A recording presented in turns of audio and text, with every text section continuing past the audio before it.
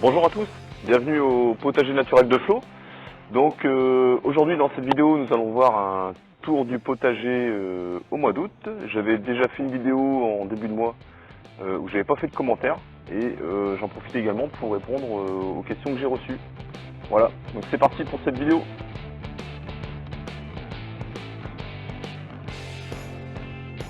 Donc je vais tenter de répondre aux questions que j'ai reçues. Ça va aller très vite puisque j'ai reçu que 2 questions. Donc je les remercie d'ailleurs. La première question, donc c'était Teddy qui cultive un potager entre Amiens et Montdidier dans la Somme et qui me demandait comment accentuer finalement favoriser la pollinisation des courgettes. Donc Teddy, je vais répondre à cette question. Il y a plusieurs choses à savoir, c'est que la courgette produit des fleurs mâles et des fleurs femelles. Donc les fleurs femelles, c'est sur ces fleurs que va se développer le fruit.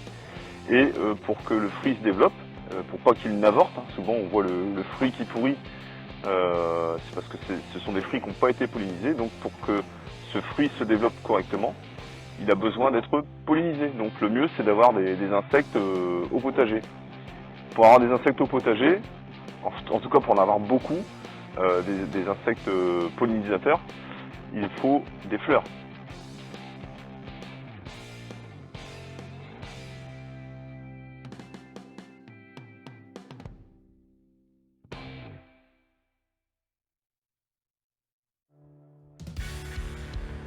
La deuxième chose, pour avoir plus de chances d'avoir des fruits sur tes courgettes, c'est de multiplier le nombre de pieds de courgettes.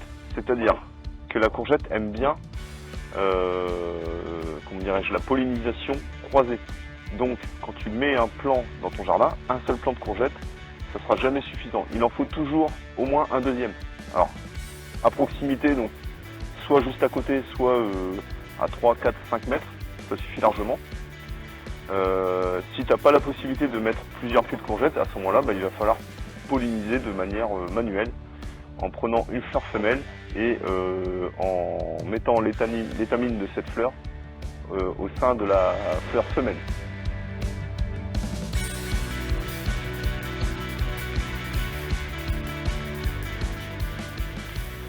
Voilà, donc ici par exemple on a un pied de courgette, donc c'est la petite d'Alger, qui est plutôt productif. On voit malgré tout ici une courgette qui a avorté. Alors soit parce que la fleur n'a pas été fécondée, ou soit parce que il a manqué quelque chose à la plante, un petit stress, une grosse chaleur. Voilà, ça peut arriver. Mais bon, malgré tout, on voit ici une grosse production de courgettes sur le même pied. Et puis ici, on voit, donc ça, on voit bien que c'est une fleur mâle. On voit la grande tige qui monte vers la lumière. Et ici, une fleur femelle. On distingue clairement ici le fruit qui commence déjà à se former. D'accord? Donc celle-là n'a pas encore été pollinisée, puisque la fleur n'est pas ouverte. Donc je vais le faire manuellement. Donc pour ce faire, je prends une fleur mâle, qui n'est pas encore ouverte, c'est pas grave. Voilà.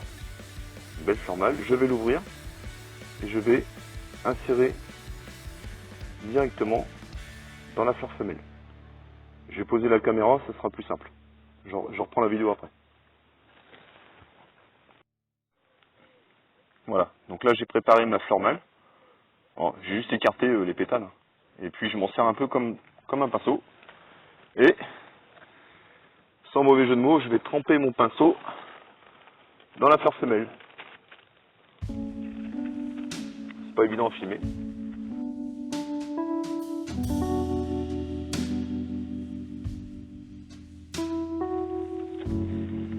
Et voilà. Voilà comment on pollinise manuellement une fleur de courgette. C'est aussi simple que ça. Les insectes le font beaucoup mieux. Mais bon, des fois, si on veut assurer si on veut garder ses graines et qu'on veut garder vraiment l'espèce originale, à ce moment-là, il est bon de polliniser manuellement. Et ensuite, on vient refermer la fleur femelle ici avec un élastique ou autre chose, quelque chose qui maintient ici la fleur fermée pendant au moins 1 ou 2 jours. Et au moins vous êtes sûr que le fruit qui va se former derrière, il sera original et vous pourrez garder les graines.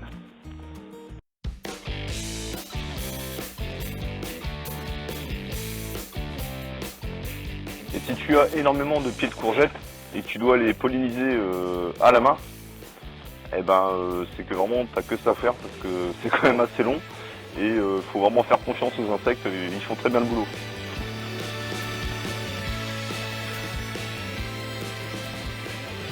Donc ici on a toujours des pieds de courgettes qui ont poussé spontanément, que j'ai laissé.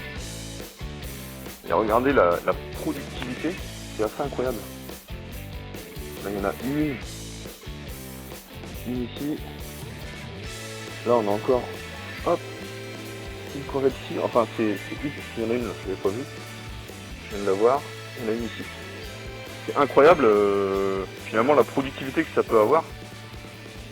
Un plant qui pousse spontanément. C'est vraiment, c'est sûrement un chemin que je vais essayer de suivre de plus en plus au potager. C'est de laisser vraiment faire la nature de plus en plus. Elle le fait, elle fait les choses bien mieux que n'importe quel jardinier, je pense.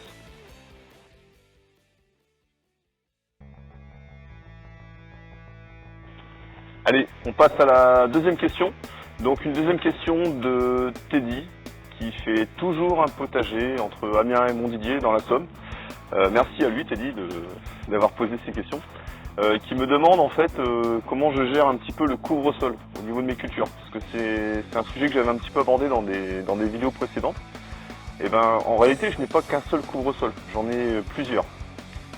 Le premier couvre-sol que j'utilise, c'est tout simplement mon fumier de cheval que je viens mettre dès l'automne.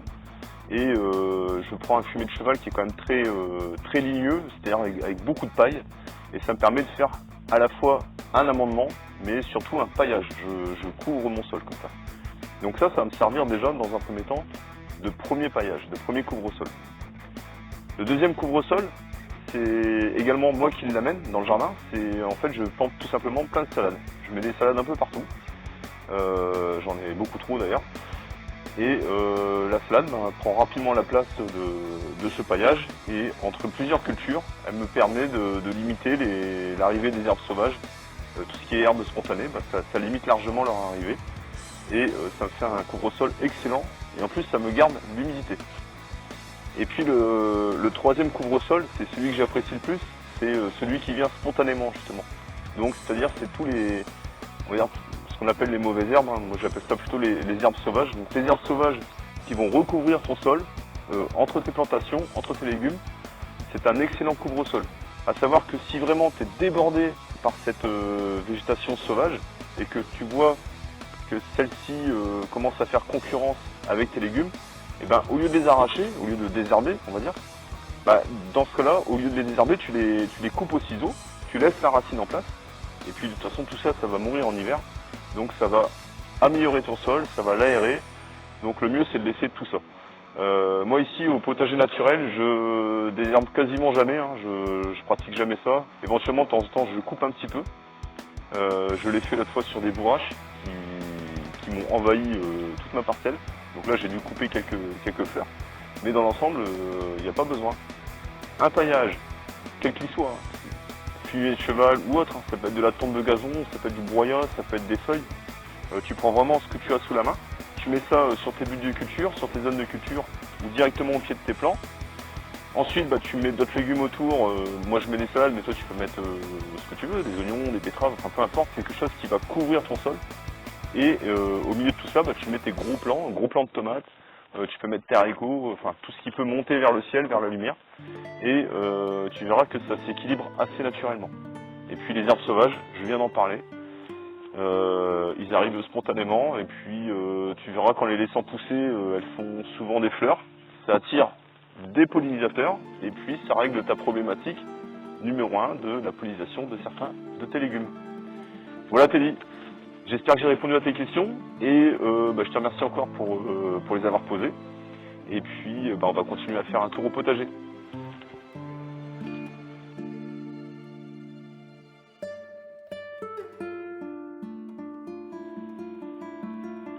Donc là on est mi-août. Hein. Le potager est très vert, malgré la canicule. J'ai arrosé au moment où il faisait très chaud. Évidemment, il y a certains légumes qui ne survivent pas. Les petits pois, tout ça, c'est fini, c'est bien normal. Les productions de tomates sont énormes. Là, c'est ultra productif. Il y a des tomates cerises de partout. Là, il n'y a qu'un seul pied, mais alors, je ne sais pas combien de kilos j'ai déjà ramassé et combien je vais en ramasser encore. Incroyable. Ici, un tournesol qui a poussé spontanément. Merci à lui. Les cornichons qui souffrent un petit peu de la chaleur. Bon, malgré ça, on en récolte. D'ailleurs, hop, on en oublie aussi. Regardez celui-là, trop gros. Ça, malheureusement, ça n'a pas été cueilli à temps. Mais bon, on verra ce que je peux en faire. Voilà. Ici, on a encore de la tomate. Donc ça, c'est l'Anna de Russie. Hop, regardez, ça fait des petites tomates. Elles sont assez précoces normalement, mais j'ai commencé à la récolter en même temps que la majorité de mes plants. Alors celui-là, il a la palme. C'est on appelle les poires jaunes. Vous savez, les petites tomates apéritives. Alors ici, là, il n'y a qu'un seul pied. Je taille pas les tomates. Et il est énorme.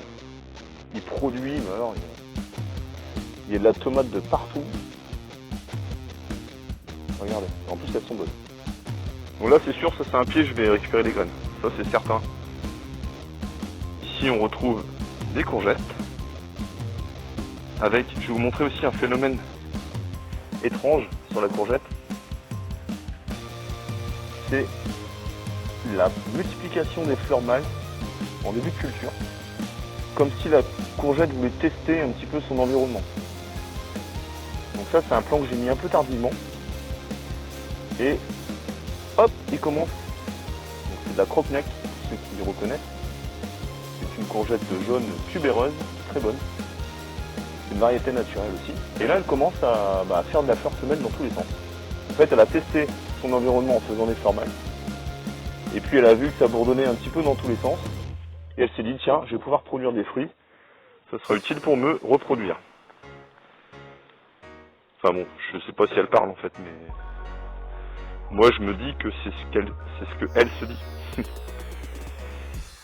Ici on trouve des tomates, donc c'est des endives cornues. C'est une variété assez tardive malgré tout, mais on commence à en manger beaucoup. Ça, c'est de la courgette verte d'Italie. C'est des graines que j'ai fait moi-même, entre guillemets, que j'ai récupéré de l'an dernier. Le plant est pas très gros, mais il est plutôt productif. Voilà, donc on va continuer ici. Alors, ici, bon, c'est la fin des haricots aussi, hein. Il n'y a plus grand chose, c'était mon premier semis. Ils ont cramé au soleil quasiment. Il a fait très chaud. Ici, on a un pied de noix de Crimée. Alors les noix de Crimée, c'est vraiment excellent. Elles sont juteuses. Elles sont originales en plus. En salade, c'est vraiment très bon. Et c'est un pied qui est productif.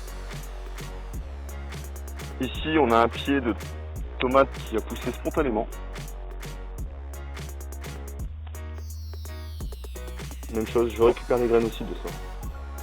Le pied, bon là, j'en ai cueilli beaucoup, mais il y avait énormément de tomates dessus et je vois que ça continue.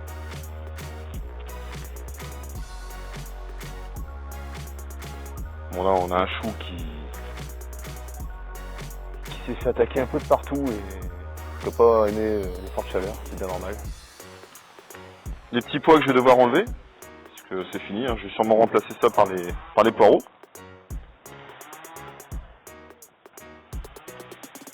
Ici, donc on retrouve le petit tomate cerise.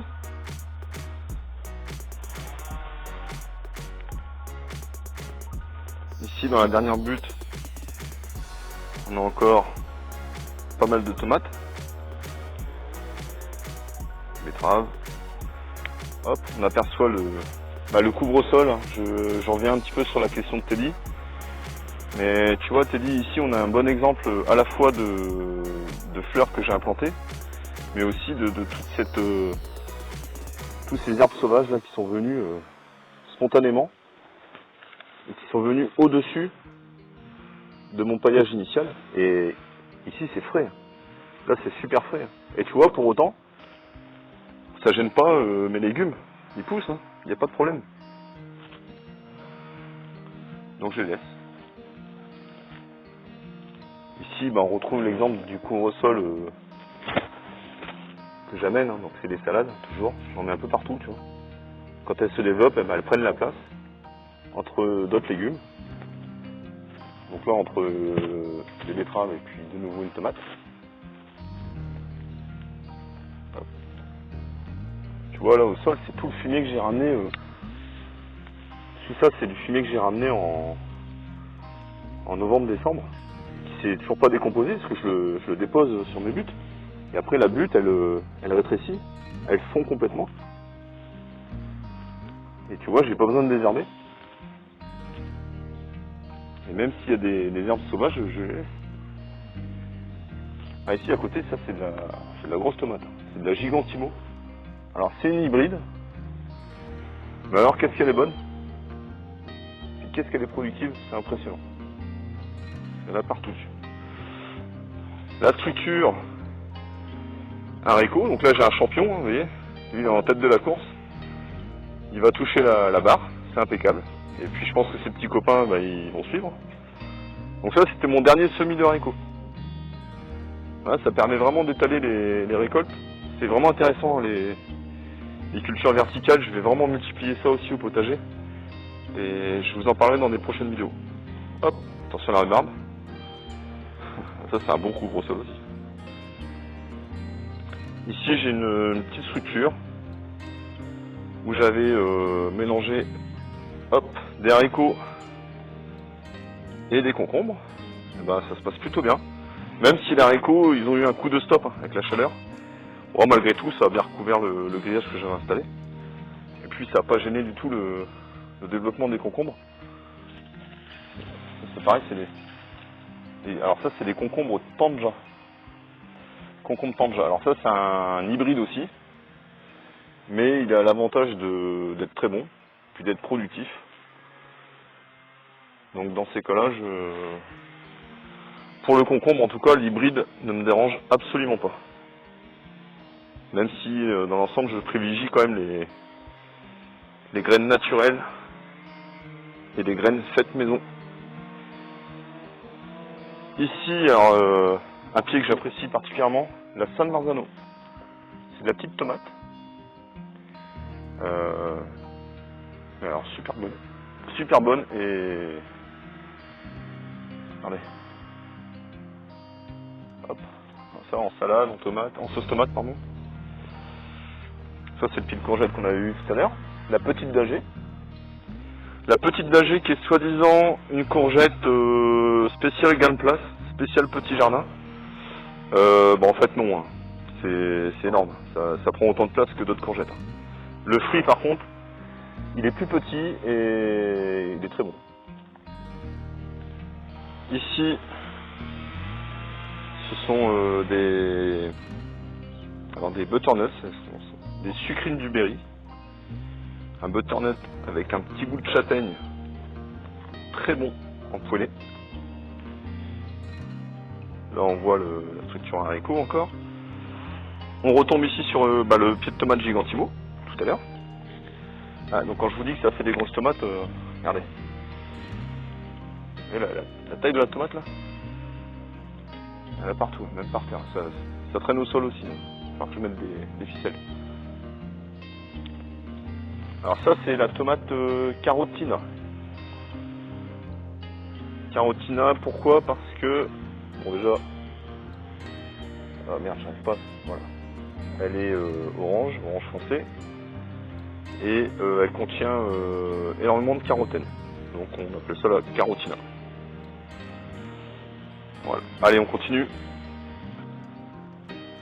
Alors on arrive ici.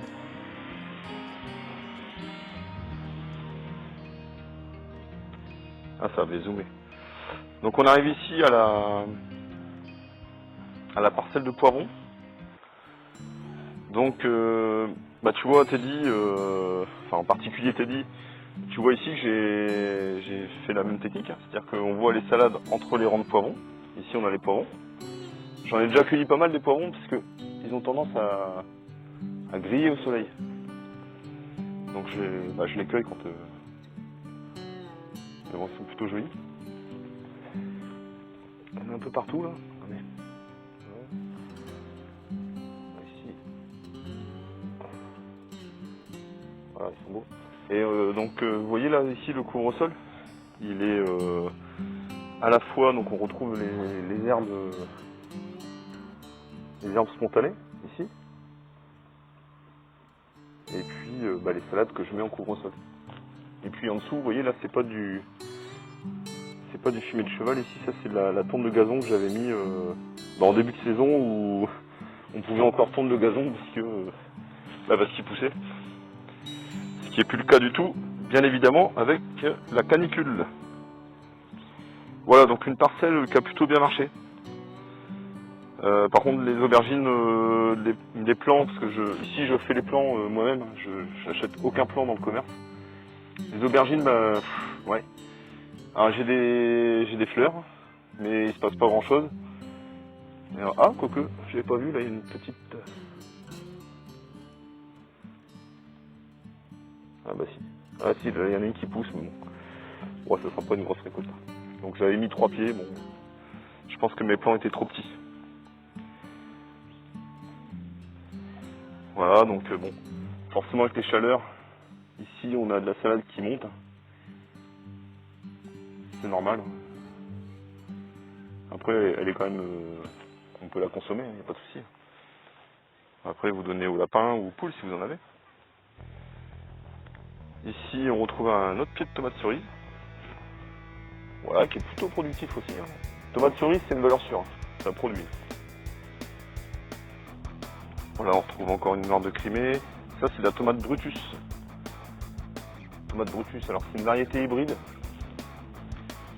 C'est mon petit garçon qui l'a choisi parce que lui, il aime bien les grosses tomates. Donc voilà, c'est une nouveauté, je ne sais pas encore, c'est bon. Ici, la parcelle, la fameuse parcelle où j'étais envahi de bourrache. Donc la bourrache, hein, c'est cette petite fleur violette qui repousse tout le temps en fait, hein, qui se ressème assez facilement. C'est un engrais vert très intéressant. Et puis vous voyez, ça attire les insectes en permanence. C'est une plante qui est très intéressante. Par contre, attention, elle est très envahissante. Donc dans cette parcelle-là, elle avait pris toute la parcelle finalement. Donc j'ai dû en couper quelques-unes pour redonner un peu de vie aux différents plants que j'ai mis. Donc, on aperçoit des courgettes, des tomates. Donc ça c'est que des petits plants parce que c'est mes plants échelonnés dans le temps, on va dire. C'est ma deuxième plantation. Voilà. On retrouve ici du paillage avec des écorces de bois. Ça c'est de la litière de poule. Ici en couvre-sol, toujours pour Teddy, tu vois ici là j'ai mis des betteraves, la bourrache qui repousse, et toujours des betteraves et des salades, toujours. Et puis tu vois, ça fait le boulot. Enfin, à choisir entre une terre à nu et ça, en tout cas je préfère ça. Évidemment, si tu dois semer des radis ou des carottes, la terre à nu c'est quand même bien plus adapté. Il faut quand même nuancer un peu ses propos. Ici, c'était la parcelle où j'avais des pommes de terre, vous vous rappelez? Donc c'est la pomme de terre que j'avais cultivée dans la litière de poule. Et là j'ai rajouté, vous voyez, j'ai commencé à faire mon petit stock de bois mort. Donc c'est du bois aussi lourd que du polystyrène. Voilà, l'idée ça va être d'enterrer ça pour essayer de faire une réserve d'eau dans cette parcelle. Donc c'est un essai, hein, mais bon, j'ai vu des vidéos de nombreux jardiniers et apparemment ça marche très bien, donc j'ai envie de tester aussi. Surtout que la gestion de l'eau cette année, on a vu que c'était compliqué pour tout le monde. Même dans le nord de la France. Il n'y a pas plu ici, quasiment pas. Pareil, la pluviométrie, il peut très bien pleuvoir dans le village à côté. Il va pleuvoir 40-50 mm. Et puis vous, dans votre village, vous êtes à 3 km à côté, vous n'avez rien du tout. C'est ce qui s'est passé hier, ici, dans mon village. Il n'a pas plu une seule goutte. Et à 3 km d'ici, ils ont eu 50 mm. Donc voilà, c'est comme ça. Là ici, c'est la parcelle, la zone de culture avec des courges. Et des courges de Siam, des courges violina. Donc, tout ça, c'est du butternut. Des courges pour l'hiver. Et vous voyez, ça a complètement envahi ma zone de culture où j'ai mes patates douces. Hop, regardez, ça c'est mes patates douces ici. Voilà. Les patates douces, elles sont un peu... Alors, je sais pas si c'est bien. Bon. Pour la photosynthèse des patates douces, je sais pas si... Mais bon, regardez. Hop, elles arrivent à pointer quand même. Elles arrivent à sortir du feuillage de la... des citrouilles, ou enfin des courges.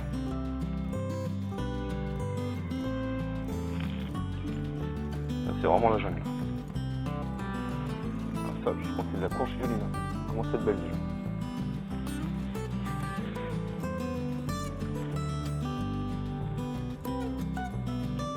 Et puis ici, pour ceux qui commencent à s'orienter dans le jardin, on retrouve ici les deux zones de fraises. Donc vous voyez, de temps en temps, ce que je fais, c'est que je mets la litière des poules, hop, je mets dedans. Voilà, j'ai pas de désherbage à faire là-dedans.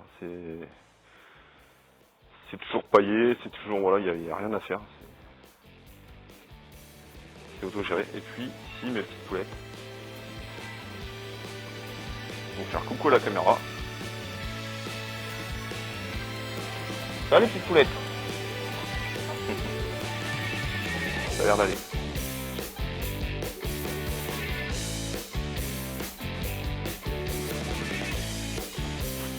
Voilà, et bien écoutez, on a fini le tour du potager.